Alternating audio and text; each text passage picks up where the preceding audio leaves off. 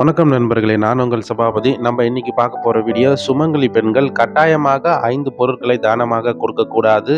அது எந்தெந்த பொருள்கள்னு பார்ப்போம். வாங்க வீடியோக்குள்ள போகலாம். பொதுவாக சுமங்கலி கைகளால் தானம் பெறுவதும், சுமங்கலி கைகளால் தானம் கொடுப்பதும் மிகுந்த நன்மைகளை கொடுக்கக்கூடிய ஒரு பரிகாரமாகவே இருந்து வருகிறது. ஆனால் குறிப்பிட்ட சில பொருட்களை சுமங்கலி பெண்கள் தானம் கொடுப்பது கூடாது என்று நமது சாஸ்திரங்கள் குறிப்பிடுகிறது.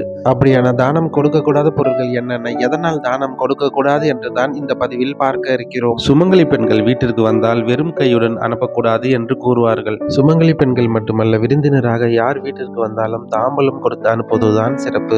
அது மட்டும் இல்லாமல் வந்தவர்களை பசியுடனும் அனுப்பக்கூடாது. நம் முன்னோர்கள் விருந்தினராக வந்தவர்களுக்கு ஒரு சொம்பு தண்ணீர் கொடுக்க வேண்டும் என்று சொல்லி கொடுத்திருப்பார்கள்.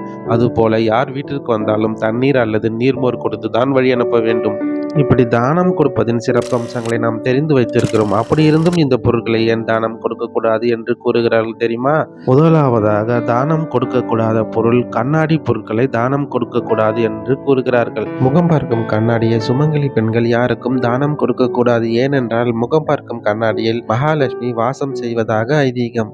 கிழக்கு முகமாக முகம் பார்க்கும் கண்ணாடியை வைத்துக்கொண்டு பெண்கள் நெற்றின் வகுட்டில் குங்குமத்தை வைத்துக் கொள்ள வேண்டும். இதனால் மகாலட்சுமி கடாட்சம் உண்டாகும். நம் வீட்டின் பொருளாதாரம் சிறப்பாக இருக்கும் என்பது நம்பிக்கை. எனவே ஒருபோதும் இந்த முகம் பார்க்கும் கண்ணாடியை மற்றவர்களுக்கு தானம் கொடுக்கக்கூடாது. கண்ணாடி உடைந்தால் வீட்டில் இருக்கக்கூடாது என்று சொல்வதற்கு இதுதான் காரணம்.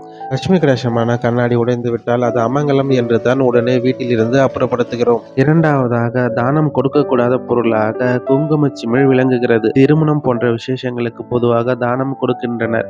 ஆனால் சுமங்கலி பெண்களுடைய கைகளால் குங்குமச்சிமிழ் தானம் கொடுக்கக்கூடாது. அப்படி தானம் கொடுக்க வேண்டும் என்று நினைப்பவர்கள் அந்த வீட்டில் இருக்கும் ஆண்கள் கையால் கொடுப்பதுதான் சிறப்பு.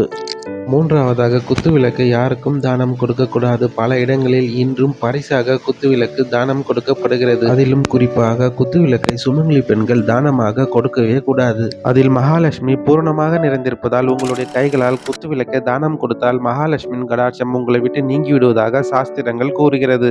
நான்காவதாக, ஒருவர் பயன்படுத்திய வஸ்திரத்தை கிழிந்த நிலையில் இன்னொருவருக்கு தானமாக கொடுப்பது மகா பாவமாக கருதப்படுகிறது. அதிலும் சுமங்கலி பெண்கள் கிழிந்த வஸ்திரத்தை தானம் கொடுத்தால் அந்த வீட்டில் தரித்திரமும் மூதேவியும் வந்து தாண்டவம் ஆடுவாள் என்று சாஸ்திரத்தில் கூறப்பட்டுள்ள உண்மையாகும். எனவே எந்த காரணத்தை கொண்டும் கிழிந்த துணிமணிகளை எவருக்கும் தானம் கொடுத்து பாவத்தை சேர்த்து கொள்ளாதீர்கள். முடிந்தால் புதிய துணி அல்லது பழைய நல்ல நிலையில் இருக்கக்கூடிய துணிகளை தானமாக கொடுப்பது நல்லது. ஐந்தாவதாக, செல்வ கடவுளாக இருக்கும் மகாலட்சுமி, குபேரன் இவர்களின் படங்களை யாருக்கும் தானமாக அளிக்கக்கூடாது. அதிலும் கண்ணாடி ஃப்ரேம் போட்ட படங்களை கண்டிப்பாக தானம் கொடுப்பது நல்லதல்ல. என்ன நண்பர்களே, சாஸ்திரத்தில் கூறப்பட்டுள்ள சுமங்கலி பெண்கள் தானம் கொடுக்கக்கூடாத 5 பொருட்களை பற்றி பார்த்தோம். மேலும் இது போன்ற வீடியோக்களை தொடர்ந்து காண நம் சேனலை சப்ஸ்கிரைப் செய்யுங்கள். இந்த வீடியோ பிடித்திருந்தால் ஒரு லைக் செய்யுங்கள், ஷேர் செய்யுங்கள். மீண்டும் சந்திப்போம். நன்றி, வணக்கம்.